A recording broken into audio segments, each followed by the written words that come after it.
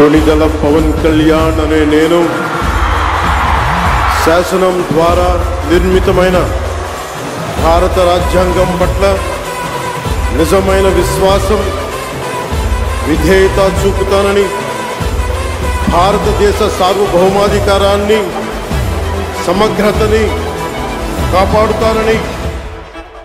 ఆంధ్రప్రదేశ్ రాష్ట్ర మంత్రిగా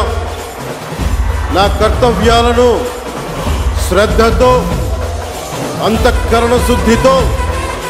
నిర్వహిస్తానని, భయం గాని